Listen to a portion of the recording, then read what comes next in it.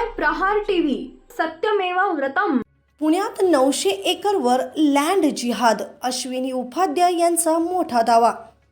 पुण्यामध्ये 900 एकर सरकारी जमिनीवर घुसखोरांनी ताबा करत लँड जिहाद केल्याचा मोठा दावा भाजप नेते तथा सर्वोच्च न्यायालयाचे वकील अश्विनी उपाध्याय यांनी केला आहे।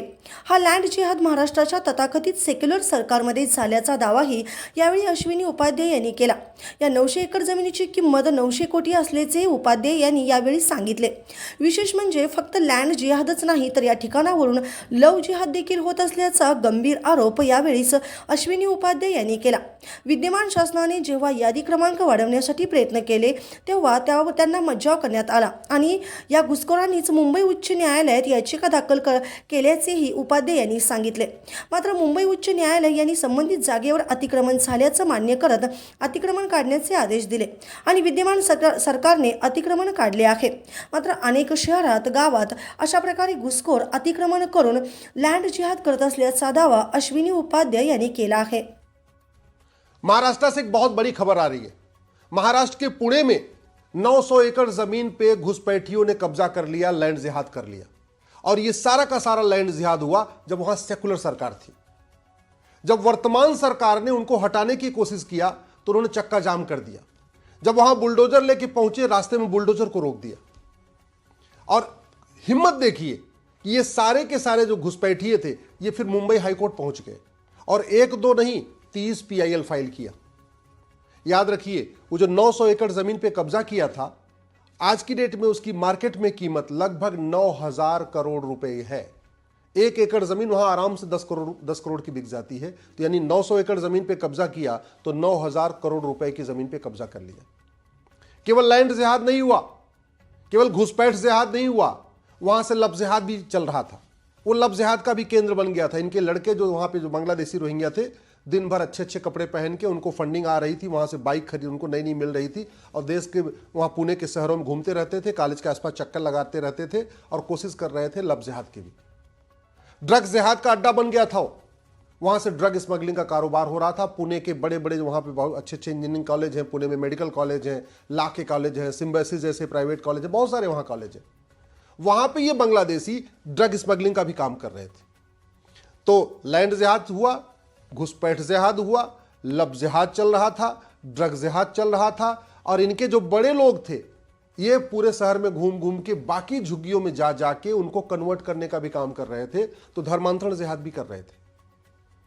ये जितने घुसपैठिए थे हर साल एक बच्चा पैदा कर रहे थे, जनसंख्या जिहाद भी कर रहे थे। बड़े प्लान्ड वे में उनको बसाया गया था पुणे की डेमोग्राफी बदलने के लिए। और आश्चर्य की बात यह है कि जब वर्तमान फडणवीस जी की सरकार ने उनको हटाने की कोशिश किया तो उन्होंने चक्का जाम कर दिया, पूरी अराजकता फैला दिया और 30 याचिकाएं फाइल हुई मुंबई हाई कोर्ट में। बड़े बड़े दिग्गज वकील उनके समर्थन में बहस करने पहुंच गए।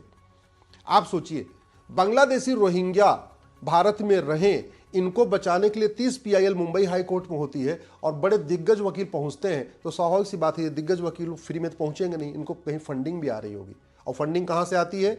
खाड़ी देशों से हवाला के जरिए आती है, पश्चिम देशों से FCRA के जरिए आती है। और जो खुद अंदर भारत में ड्रग जिहाद चल रहा है, जो ड्रग स्मगलिंग का कारोबार से जो पैसा आ रहा है, उससे भी इनको पूरा पैसा मिल रहा है। इनको पैसे कोई कमी तो है नहीं।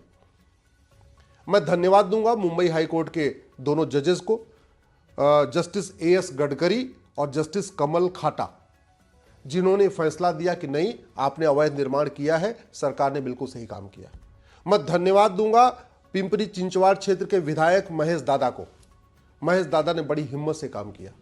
नहीं तो जनरली जो सांसद विधायक जब वोट के चक्कर में ऐसे काम करते नहीं, महेश दादा ने पूरा का पूरा अपना दम लगा दिया। महेश दादा ने पूरी अपना पूरा परिश्रम लगाया कि ये झुग्गी खाली हो और झुग्गी यहां से हटे।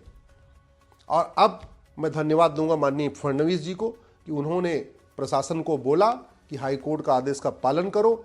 हाई कोर्ट के आदेश पे पूरा मनसा वाचा कर्मणा पालन होना चाहिए और अब वो 900 एकड़ जमीन खाली हो गई है। ये घटना केवल पुणे की नहीं है, ऐसे आपको हर जिले में एक एक दो झुग्गियां मिलती जा रही हैं। हर जिले में एक एक दो झुग्गियां बन रही हैं। कहीं जहां आर्मी का कैंट एरिया है उसके आसपास झुग्गी बन रही है, कहीं एयरपोर्ट के आसपास झुग्गी बन रही है, कहीं जहां पे नदियों के किनारे झुग्गी बन रही है, बंदरगाहों के किनारे झुग्गियां बन रही हैं, बड़े बड़े जो हमारे मेन रेलवे के ट्रैक है वहां झुग्गियां बन रही हैं। जो बड़े बड़े मेन हमारे बस स्टैंड हैं उनके आसपास झुग्गियां बन रही हैं, चाहे वो गंगा जी के किनारे देख लीजिए, चाहे यमुना जी के किनारे दिखते, दिल्ली में देख लीजिए यमुना जी के किनारे किनारे पूरी झुग्गियां बन गई हैं। पूरा ओखला हो चाहे वो मजनू का टीला हो, सारे बांग्लादेशी रोहिंग्या ने कब्जा कर लिया। जैसे सुरेश दादा ने काम किया है ऐसे सभी विधायकों को, जैसे महेश दादा ने अपना काम किया है पुणे के जो विधायक हैं, ऐसे भारत के सभी विधायकों को दल गुलामी छोड़ना होगा, पार्टियों की गुलामी छोड़ना होगा, वोट और नोट का चिंता छोड़ना होगा और घुसपैठियों के खिलाफ खड़े होना पड़ेगा। सभी सांसदों को भी इसके लिए खड़े होना पड़ेगा। अगर भारत को सुरक्षित बचाना है, भारत को लैंड जिहाद, लब जिहाद, ड्रग जिहाद, घुसपैठ जिहाद, धर्मांतरण जिहाद से रोकना है, भारत की डेमोग्राफी जो बदल रही इसको ठीक करना है, तो सभी सांसदों और विधायकों को महेश दादा की तरीके उठ के खड़ा होना पड़ेगा। शासन प्रशासन को भी उठ के खड़ा होना पड़ेगा। जैसे माननीय मुख्यमंत्री फडणवीस जी ने आदेश दिया कि नहीं पूरी झुग्गी खाली कराओ, सभी मुख्यमंत्रियों को इस पे आगे आना होगा, नहीं तो भारत बर्बाद हो जाएगा। भारत की पूरी डेमोग्राफी बदल चुकी है। 9 राज्यों की डेमोग्राफी पहले भी बदल चुकी है। 800 जिलों में से 200 जिलों की डेमोग्राफी पहले बदल चुकी है।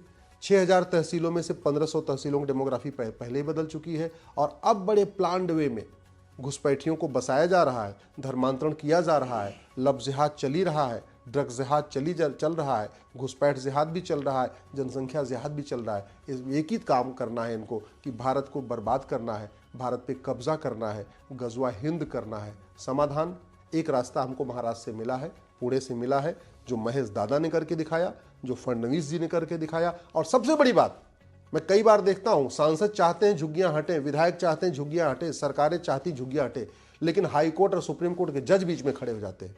तो मैं इस बार धन्यवाद दूंगा हाई कोर्ट के दोनों माननीय जजेस को, जस्टिस AS गडकरी साहब को, जस्टिस कमल खाटा साहब को, कि उन्होंने कहा कि नहीं अवैध कब्जा हुआ है, अवैध कब्जा हटेगा। सुप्रीम कोर्ट के जजमेंट का भी हवाला दिया।